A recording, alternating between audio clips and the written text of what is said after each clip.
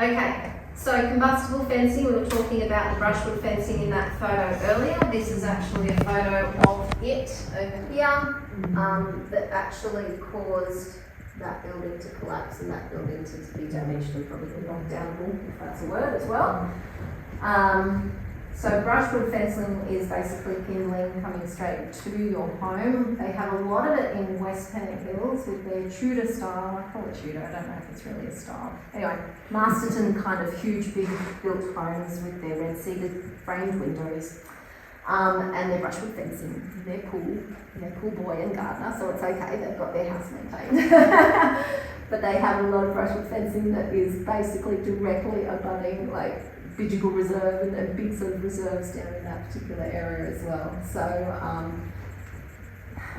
you can do an option like what Leighton Hewitt did. I did an assessment for him and he put a sprinkler system in his brushwood fence that he wanted from a privacy perspective in Kenthurst, down Billong Road.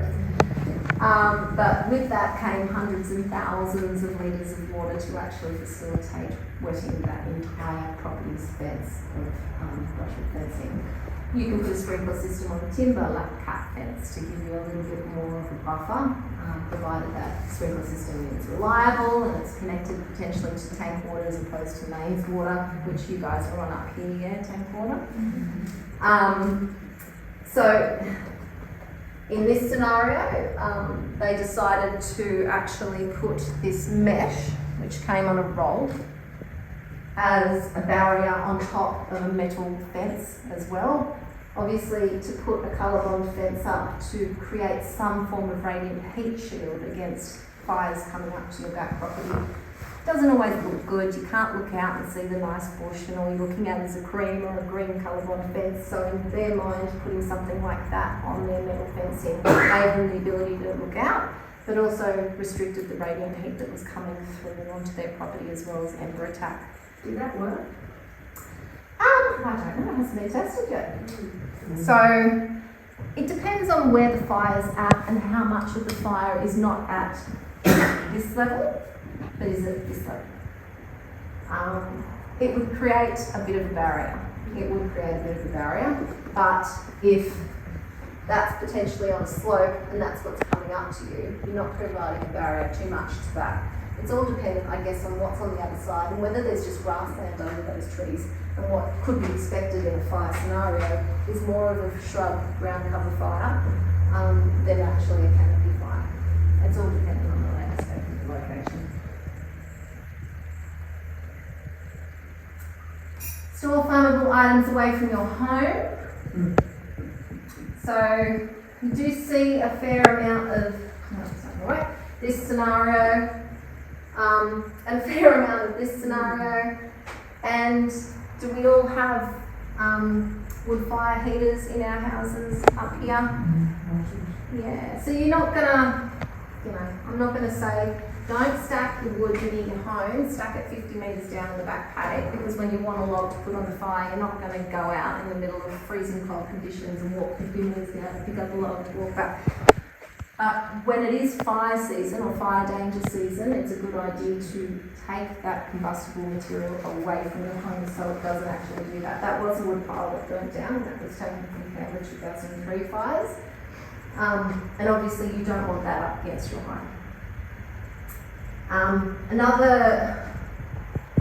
Another reason to actually not have something like this or to not have something like that is, and also not to have garden beds directly abutting your home, is vermin or termites. So garden beds directly abutting your home will increase your chances of termite invasion in your home as well. And I was told that by Pest Species Founder. His name was Ricky Forrester and he worked for Forestry Corporation. Very big. And with gas cylinders, does anyone have your big LPG gas cylinders here? Yeah. So in a fire event, turn them off. In a non-fire event or a fire event, turn the release valves away so they're pointing away from your home so that they can vent away from your home if needed. And also don't have them located near built-up hazardous materials such as wood piles or any kind of combustible material around your home.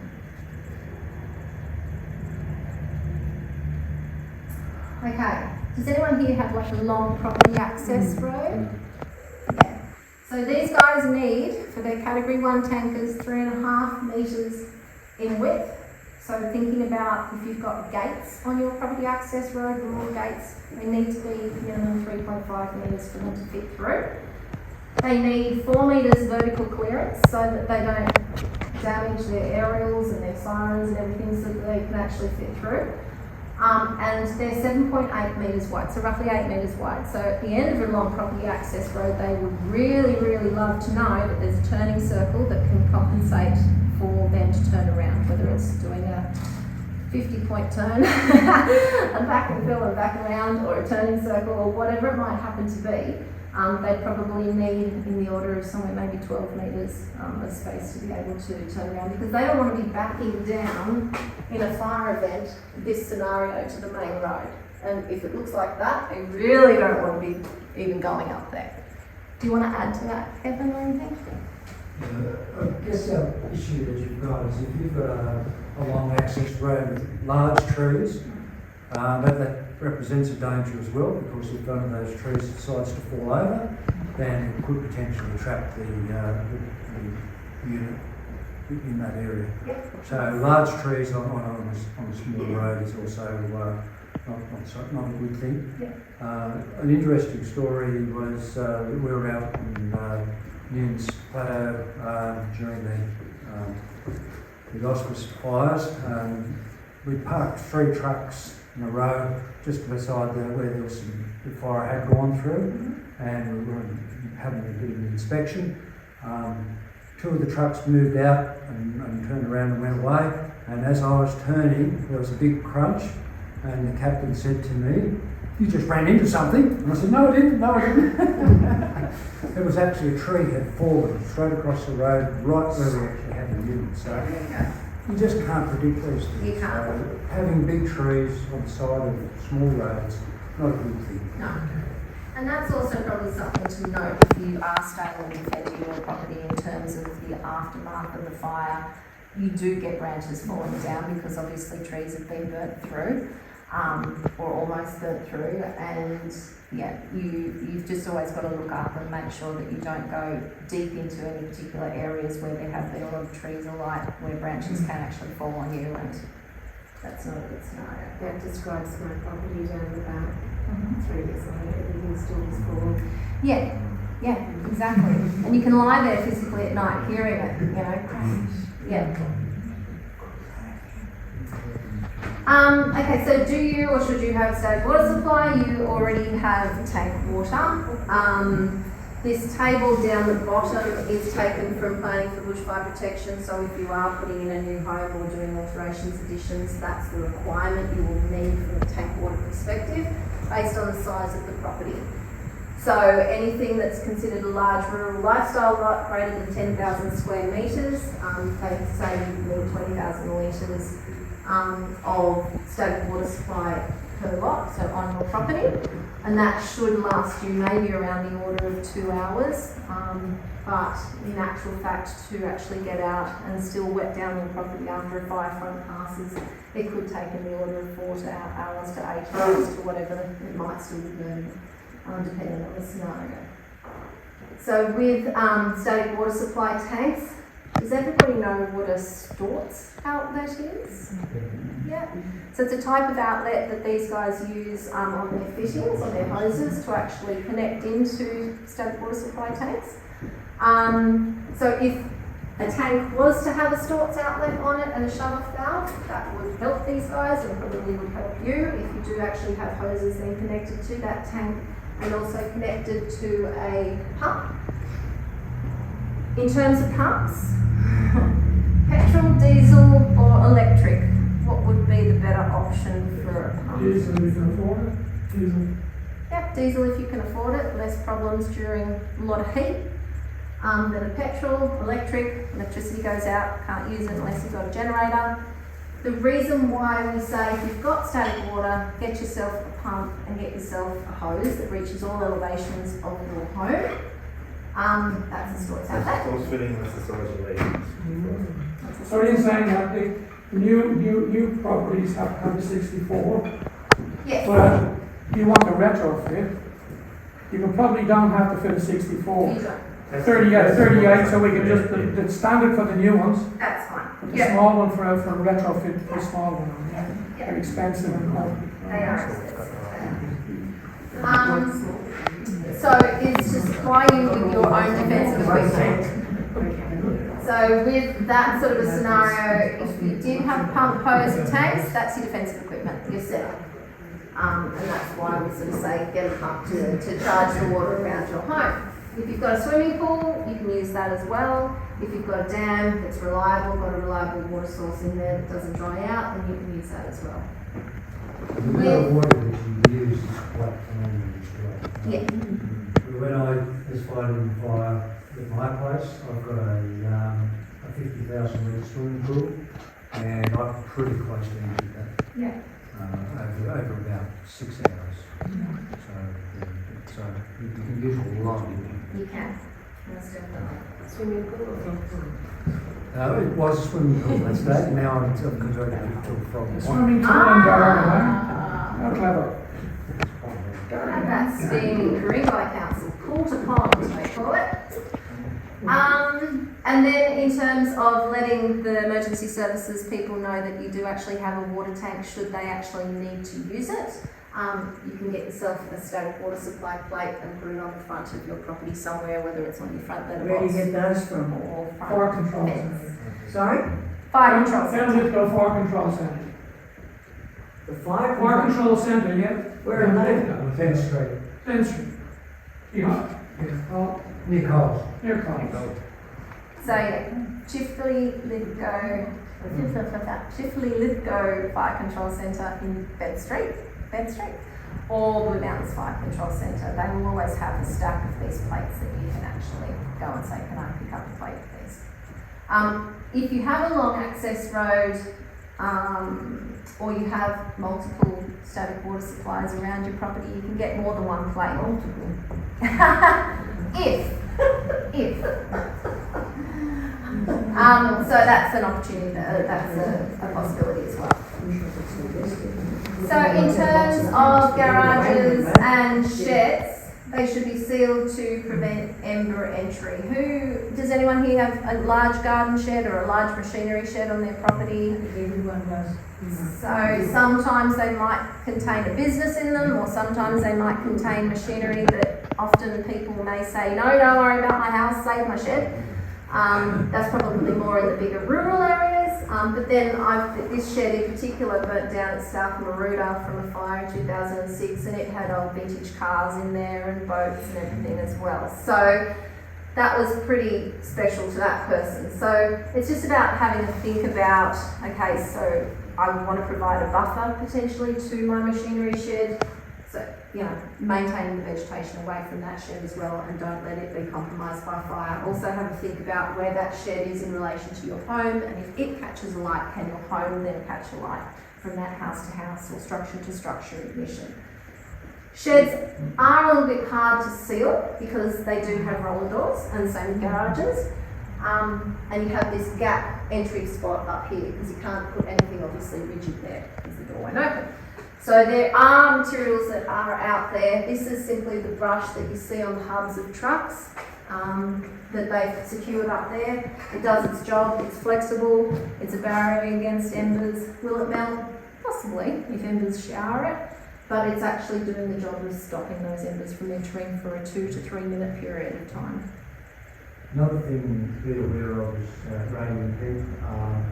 I had a little tin shed, completely enclosed, full of pots. Full of pot. Full of pots. Plastic pots. And they all melted inside the shed. Yeah. So the amount of heat that it takes to do that, I don't know. It was just amazing. It was just one big glob. Yeah. So, Well, the lady in the last workshop that we were presenting at, she was, what's the term for someone who manufactures glass? Glazier. Well, no, that was too easy. She gave another name. Anyway, she said that there was a pane of glass or a section of glass that it takes 800 degrees Celsius to melt, and that had melted on her property outside her home. So, yeah. Glassmaker. They're glassmakers. I was actually quoted, the glass that melted and reformed in our shed, I was quoted higher than 800 even to get it to melt to do that. Was that glass in the window or? No, there was a glass artwork thing inside the shed. Okay, clean roof gutters and valleys or screen with mesh gutter guard and seal any gaps. So for as long as Surf Lifesaving have said swim between the yellow and red flags, the RFS or the Bushfire Brigade has said clean out your valleys and your gutters and weeds and twigs and fill them up in a fire event with water. So fires tend to, or not fires, houses tend to burn down two ways, from the house down or from the subfloor up, or again, obviously if there are any building elements that fail from a glazing perspective around the home. But that roof down to subfloor up is largely because of embers. Embers getting into any little gaps and openings that they can, cracked roof tiles rather. We don't want this scenario of build-up that's going to make that roof space really, really vulnerable. We want it to be cleaned. Mesh gutter guard can do this. I've got it on my house and it works a treat. But if you've got a lot of pine needling type trees around you, it gets stuck in there and it can be a real pain to actually clear out. Enclose and screen underfloor areas, vents and weep holes. So again, the weep holes are where embers can enter into, especially if you've got a nice little garden there and there's mulch in that garden. And sadly, that would be my garden. Don't do this. But look, I have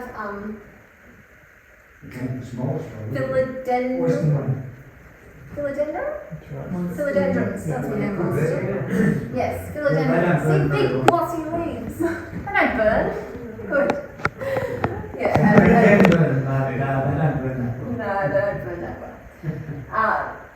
When they're not in drought. Again, this is evidence of a garden bed with weep holes behind it, garden burnt, mulch burnt, fire can enter in, not sure what happened to that structure. We have these around your new brick veneer dwellings and probably around your older ones. You can actually get something from Bunnings that looks like that to plug in those vents and weep holes. You obviously need vents and weep holes to ventilate the moisture and stuff underneath your house and your roof space. But, so you don't want to seal them up, but you can put this kind of stuff in, or you can bend it and shove it in those areas as well. Anything, you can do like that improves the chances of embers not getting in there. This subfloor space under this building used the same sort of mesh to stop the flow through of embers underneath there. This is a house down Somerville Road at Hornsby Heights. There was nothing on that house that I could survey and go, I really want to be here in a fire event. It was horrible. Sorry, Helen, and I hope you don't click on this link on the website. But every part of it was exposed. It had that many gaps and openings in it over the entire building. It was timber fascia, not managed timber fascia. It had this subfloor space that was open, that had plants underneath it. Around the corner it had pool chemicals and stuff underneath it, and that actually went up into the living space as well. So if you can enclose areas where you've got exposed timber beams like that aren't necessarily maintained, aren't kept sanded and perfectly edged, that would be the thing to do, because although that's not going to burn instantly from a fire approaching it or a firefront passing it, an ember can land in there and it can smoulder and smoulder and smoulder and smoulder, and then somewhere in the order of maybe 4 hours later, it's taken hold of that structure and it can burn through.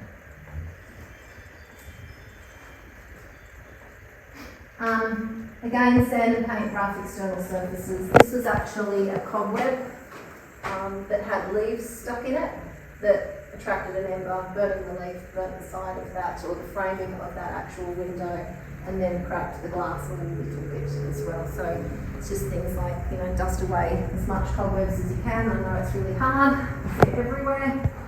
And spiders are good because they keep the insects down, but yeah, from a fire perspective, little things like that can also happen. could we do here? Watch it burn. Yeah, this is almost like Helen's place. Yeah, so, I mean, this is taken from one of those tweed jobs. So it pretty much had wet sclerophyll forest, rainforest in the background. However, in 2019, 2020, Lavington National Park burned and parts of the rainforest burned that had never seen fire before as well. So, you know, that can see fire. It's a whole timber structure. It's got gaps everywhere. It's got furniture and stuff on the balcony.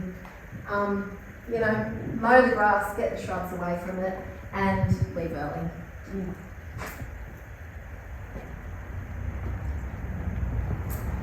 Okay, so the next couple of slides, and then we're done. Sorry it's taken so long. Is what to do in the event of a fire, outside and inside. So, put on your protective personal equipment. Why do the firefighters wear all of this garb? Because they want to critics out Would they prefer to be wearing stubbies and a singlet and thongs? Because it protects them against radiant heat and embers, etc., etc. So we're not telling you to go out and grab yourself a helmet and a visor and goggles. Actually, no, I am. Not a helmet necessarily. But if you have some breathable, non-synthetic clothes that you can wear that protects your legs and your arms and your hands and your feet, being sturdy shoes, against heat, because there will be a lot of heat around, particularly if you're staying and defending, and the fire has passed and it's now your job to get out and put out burning stuff around your property. You can't do it instantly because there'll be too much heat around the place, but within a short amount of time you'll be having to go out there and put out spot fires burning. So you'll need the right equipment to wear to do that. Why do we have something on our face? Very easy to get burnt from the throat. Really easy. Yeah, it is. It's really easy to get third-degree burns down your throat. So you can get a smoke mask. You could use a cloth. In the old days, I used to use a cloth nappy, which I was telling to some kids. I'm like, if you've got a nappy, you can put it on your face. And they're like, why would you put a nappy on your face? And they're thinking of the plastic disposable ones. And they were probably at that stage thinking it was used. And no, it wasn't. Back in the day, I used to wet it because it would be easier to breathe through, but now there are reports of people having steam burns from wet cloth on their face. So I guess it just depends on how much heat is around you at the time as well. But anything to filter out the smoke and the particles, and so that you're not breathing that in. Goggles, why would we wear sunglasses or goggles of some description?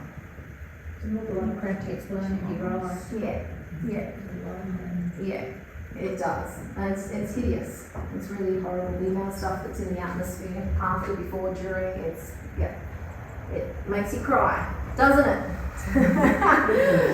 Grown men up there crying because of the smoke. And a broad-brimmed hat to stop embers from falling down below beneath your collar, shirt, or down your front as well, and something to protect your hands if you're having to pick up things or do whatever in the garden or around. In the 2013 when I was fighting on the outside of Sandon Road, and being a naughty boy, I didn't have my gloves on. A fire just jumped out and it took all the skin straight off my hands. Yeah. That's just from radiant heat. So There you go. it's going to be, the radiant heat is something that I learned the hard way. And now, no matter how hot it is, I've always got the gloves on. Yeah, always got your gloves. It's important note to know. Okay, so we've got our personal protective equipment on. Implement, if you've got stock, implement your stock relocation plan, move them closer to your home, move them to a paddock that's more maintained. It's a good idea, I was told, because I don't have stock, but to have 2 gates in a paddock if you do have stock, so that they have an alternate egress evacuation route, dependent on where fire's coming from. Drink plenty of water, a litre Litre an hour. an hour of water to keep rehydrated because it is hard going. It's hot and you're slightly overloaded with jobs to do, you're slightly panicked by jobs to do, so just make sure you do drink water to prevent heat stress and heat exhaustion and heat stroke. Block your downpipes and fill your gutters with water, obviously to try and maintain water in there to stop anything burning and landing in your gutters from going through to your roof space. Does anybody have any blockage devices that they've used? That's what helped to save my house. What did you use? The little gutter plugs. The gutter plugs? Cool. Excellent. Did you sold t-shirts? Yeah. Because that's all I could find in the rag cupboard. That's all you can find. I just stuffed them in the ends of all the downpipes, and they lasted very nicely. Days after the fire, I had trouble getting them out. Perfect. You had trouble getting them. Oh, where'd you do that good? I was serious. I was very serious. It wasn't just a t-shirt, it was... No, well that's it. Anything you can find. Probably not a sponge, but anything you can find. Move flammable items away from your home. So do we have coconut fibre doormats and hanging baskets and things like that? They're all in the catches. Move things like that away. If you've got timber furniture that's kind of, a bit so-so, move it away. Turn off gas and direct cylinder valves so that they point away from your home and vent away from your home. Put out any spot fires, wet down timber decks, anything that's combustible around your home, wet down your glazing, turn on your sprinkler systems if you have it. Does anyone here besides Kevin have a sprinkler system? Yep. Have you got it? Where have you got it? Is it in the garden? Is it on your roof? Is it whereabouts? Have you got your sprinkler system? Leading up to the last fire, I had it, and it's now burnt and gone. It needs refurbishing, and the new one's going up on the roof when I get my new roof because the roof is burned. My theory is on the roof, and it will just wet the whole area. Okay. So having something on the roof is good. Having something as an impact sprinkler in your garden area, in your lawn area, wetting down that area before it actually gets to your house is good. Also consider with fires there comes a lot of wind, and if you've got just one sprinkler or two sprinklers or whatever it might happen to be on your ridge capping of your roof, the wind can actually push that water back over the house. So it's a good idea to have some form of drenching curtain, maybe even along your guttering system that actually creates a curtain or a barrier against embers and that radiant heat. So that if the wind pushes it, it's pushing it back onto your house, it's pushing it back onto your glazing, onto your timber decks, whatever it might happen to be. So yeah, spreading it, I guess, everywhere around your home is good, but just relying on a sprinkler or two on ridge capping probably won't do the job that it needs to do. What I've done is really cheap and effective is I've just got a couple of standpipes. There's good pipes that have got feet on them. I bought a cheap little 360-degree spray that you can get from Bunnings for about $1.50 or something like that. Hook the hoses up to that, and obviously I've got separate power supply, and that just sends a 360 around. So I had that on the decking, I had that on the tanks, I had it on a couple of timber outbuildings that were very close to the house. And all of those survived and made it renewable. Yeah, good. Excellent. So it's really cheap, effective. You can pick up anything from Bunnings these days, and once you actually find somebody in Bunnings to actually help you.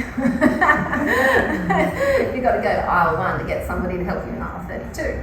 But you can pick up anything, and you can do it yourself. You can Google, there are bushfire sprayer systems that are online that give you video demonstrations of what this particular company can do, but you can just Google them to get ideas, basically, to do it yourself.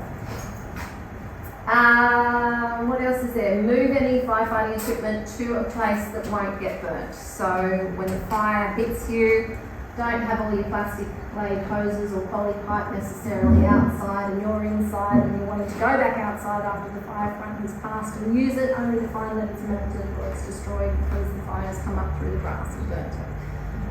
So if you can move hoses inside, move them inside. If you can place your pump in a less vulnerable spot, place it in. It might be hard fixed, but anyway, that sort of style. If you've got plastic fitted hose, nozzles, bring them inside as well. Anything that you think can burn, bring it inside. What the ladies are doing over here is they have their buckets of water, but does anyone have one of those old style mops? Not the sponge ones that you squeeze, but the floppy hair mops. So they're really good at putting out spot fires as well. Dip it in the bucket and put the spot fires out.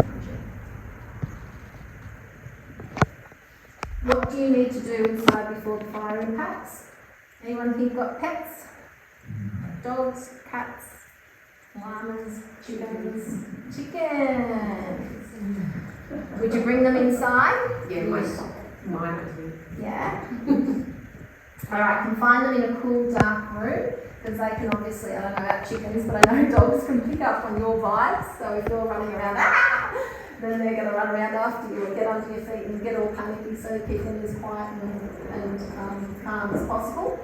Close doors, windows, shutters to prevent flames, smoke and embers entering. This is why we sort of talk about get your towels, let them roll them up and put them at the feet of your door to stop, as you can see under the crack of that door, embers entering in underneath that.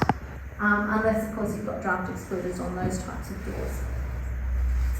Fill up, no, put tape on the inside of windows. Why do we do that?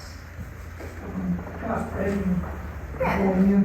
So it can crack away, but if you've masking taped the windows in a cross or whatever you've done, fashion, the glass can crack, but it can still also stay there.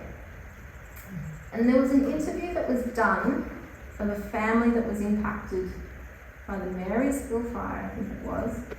And it was on Four Corners, and what they actually said was the glass cracked on every fascia or every elevation of the home, but it stayed in place because the silicone that was used to hold that glass in place melted all over that glass and stuck it in. So it held it in, which was quite interesting. Fill up baths, sinks and buckets with water for putting out any spot fires or any fires rather that may start. Place wet towels along the bottom of doors. I already said that, didn't I? Yeah, deja vu. And put a ladder, scratch that in the video, and put a ladder next to the access hole to the roof space. Why do we need to check in the roof space? Embers. Yay. Because that's what happened. That's what happened. There was a ladder there, I went up there because I'd read this and blown down, there was fire in the rafters. There you go. How'd you put it out? I went back down, got a big plastic bucket full of water out in the laundry. Yep. Climbed back up, found a saucepan, which was my daughter's collection of junk in the attic, Yeah. and flipped water at it until it went out. Fortunately, I got it early enough. If I hadn't looked, we would have lost the house. Yep. Perfect. That's a perfect example. And there was nothing obvious as to why that should have happened. It's a colour-bond roof, just a straight rectangle house with a ridge cap. The ridge cap buckled slightly, maybe an inch or two. There you go. And embers got in under that and caught alight. There you go. I do often have people telling me about colour-bond roofs. You'll never have a problem with Well, colour-bond that's what I roofs. thought. I thought it'd be fine. It's a Yeah. nice, simple design. There's no funny little valleys or anything, but it was on fire. Yeah. And I had the exact same roof set up as Lynn, and had the exact same thing happen. Yeah, there you go. There you go. There you go. I put mesh on one, like putting the gutters along the top so it can breathe. Yep. But the embers can't get in. That's a good idea. Yeah, exactly. On tile roofs they use a sarking material, but mesh. Yep. You go This down, style you have to stuff? breathe. Perfect. You've got to retrofit as much as you can. Retrieve your emergency survival kit. Does anyone have an emergency survival kit? Yeah.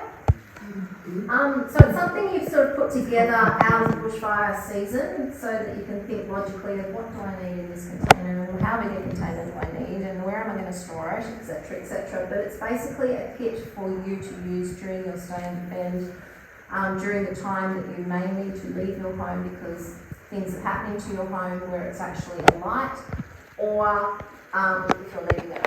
So things to think about putting in your kit might be your PPE, your personal protective equipment. It might be extra bottles of water, first aid kit, candles when the electricity goes out, matches, batteries, spare batteries and a battery operated torch and a battery operated radio. It's getting late. Battery operated radio. What else would we put in our survival kit? What about it's the day and I need to add documents? So, ATM cards, mobile phones, passports, mobile phone chargers, medications, exactly, important insurance documents and things like that. A lot of that's electronically held these days. I thought I'd have to show a lot more documentation than I did, but a lot of, especially with insurance, it's all electronically known, which was a relief. Did you have to know your membership numbers No. and all of that? Really? No, I just needed to identify myself, Okay. and that was about it. Well, that's handy to know. That's good. I don't About know if that's photos always- and that's things like that. NRNA, but that's a fairly baseline company. I was surprised. I remember when I was growing up, we had the 1994 fires, and I was a mere teen at the time. And I remember packing my mum's car with my prized possessions, which was my CD collection and my stereo. And now I think back and go, oh my God, Lynette, you left 20 albums of photos and you'll never get back up there. But no, I had to take my stereo and put it in the car. I don't know what I was thinking. But yeah, that's when, out of the bushfire panic season, it would have been good to sit down and go, really and truly, what do I actually prize as being things here that I want to keep and I want to save and I don't want to go up necessarily in flames. Okay, what do you need to do when the fire arrives? Go inside and stay alert. So it's not a time to go, I'm going to start fighting the fire now. Leave that to these guys. And mostly they probably don't necessarily always go, quick, here's the fire front, boys, let's let it down. Like that video that was shown. And don't start letting the fire up here, always wet at the face. We'll eliminate that here. Keep well hydrated. Again, your litre of water an hour. Shelter in a room that is on the opposite side of your home to the approaching fire. So that room should have an exit point as well, so that if your house does actually catch a light, it has to sort of traverse through the necessary rooms before it gets to you, and you need to stay inside and shelter as much as possible before actually going outside to the elements of potentially more than 800 degrees Celsius, etc. Patrol inside your house, including the roof space with your ladder set up underneath your manhole for sparks and embers, and once the fire has passed and it is safe to do so, put out any burning material outside of your home. Do you guys want to add anything to that? It's surprising how quick a fire will actually pass over you. Generally, they do move at pace, so the period that you have to stay inside for isn't hours and hours. No. It's a very short period of time. That protection is a very smart thing to do, particularly when the radiant heat is there in its worst state. Absolutely. Thanks, Kevin. And I guess if also, which I didn't put on this slide again, if you do have fire on your property, call 000 as well, so that they know. Don't assume that they'll know that there is fire on your property or that a fire tanker will be. The 000 was quite amazing. The 1985s, my next door neighbour's house started to go up. I didn't have enough hose to get to it, and I thought, oh wow, it's going to go really well because it's an all timber building. It's got exposed verandas, timber, It's starting to light up from the veranda, and I thought this is going to take probably about 10 minutes to burn, but I rang 000. I said, if you can get a unit round here straight away, I said, it's going to take 10 minutes, they didn't bother. And within a minute, I had a unit arrive and was able to save their house. Yeah. So it was quite incredible. And that was in the middle of pandemonium. So Yeah. for them to dispatch it, the truck that quick, amazing. Yeah. And you could have found out that they were just in the next street across and they've just They been, must have been very, very close. re-resourced to that location. Yeah. Yeah. Perfect. Excellent. All right. I've chewed your ear off for very much long enough. Are there any more questions or